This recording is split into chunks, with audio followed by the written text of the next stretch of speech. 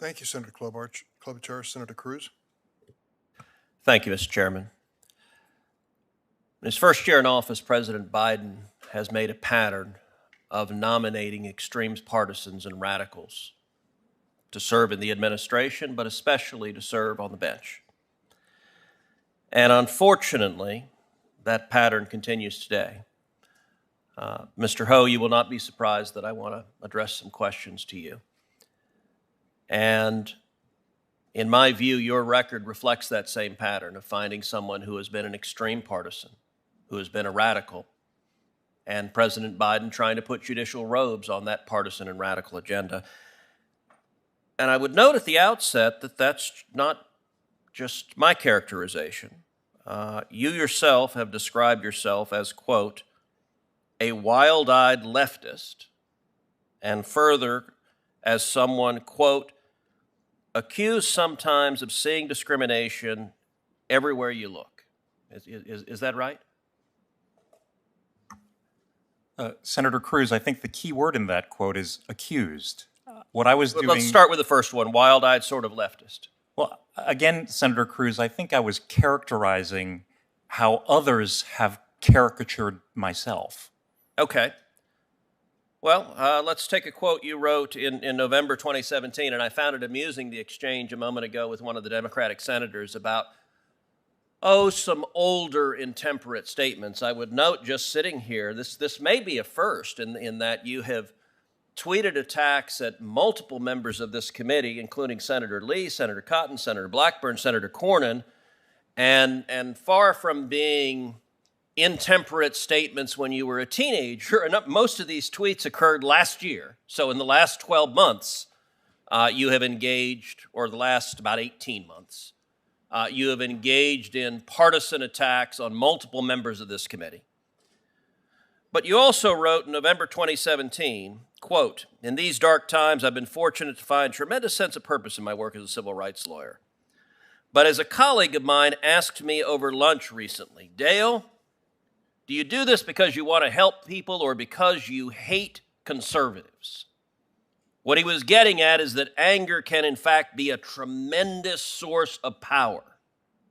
For me, righteous indignation can provide a sense of moral clarity and motivate the long hours needed to get the work done. But it's only a short-term burst. It's not sustaining in the long run. Mr. Ho, if you wake up and are Judge Ho, and I recognize that New York is a blue state, but imagine there is someone who considers himself or herself a conservative in the state of New York, who, God forbid, finds themselves in a courtroom where you're wearing a robe. What comfort do you think that litigant would have that you described the hatred of conservatives, the righteous indignation, the anger at conservatives as a tremendous source of power for you personally? How does that possibly give anyone comfort that you would be a fair and impartial judge? Thank you, Senator Cruz, for giving me an opportunity to address this. As I mentioned to some other members of the committee, this was a comment that I made in church where I was relaying a joke that someone else had told, the point of which was that kind of temporary sugar rush from being angry at someone, while it can feel powerful in a moment, it's not the kind of thing that is sustaining for a human being in the long run. That at the end of the day, if you want to do good work in the world, it has to come from a different place, a place of love for your fellow person. And that's what I was trying to convey to my fellow congregants at my church. Well, that's not what you said. And what you said is you described hatred and righteous indignation directed at conservatives. And I would note that that's a pattern that also continues. You know, a minute ago you talked about how you're dedicated to equality. And I will say, looking at your record, that is not in fact the case. Your record instead is a partisan view. So for example, you are a graduate of the Yale Law School. The Yale Law School has an open policy of discriminating against Asian Americans. One of the first things that Joe Biden's Justice Department did was dismiss the investigation against Yale because today's Democratic Party believes discriminating against Asian Americans in admissions is an acceptable form of bigotry.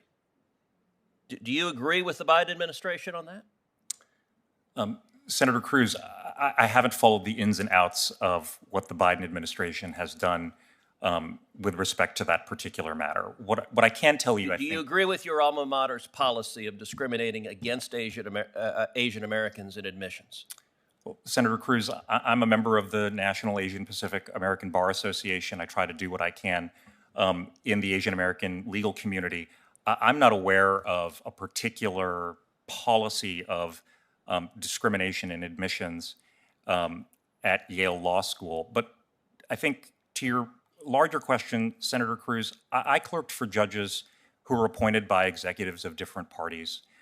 They set an example for me that politics, you can have political views, but they don't have a role on the bench. And I would look to follow their examples. Well, your record suggests precisely the contrary.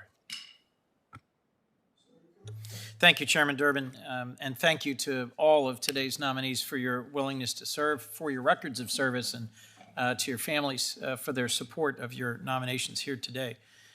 With your forgiveness, I hope, I'm going to focus specifically on the nominee to be the head of the Patent and Trademark Office. You've had a number of questions from my colleagues. I'm going to briefly address 2 or 3 things. There's lots of other issues I could take up, but I know that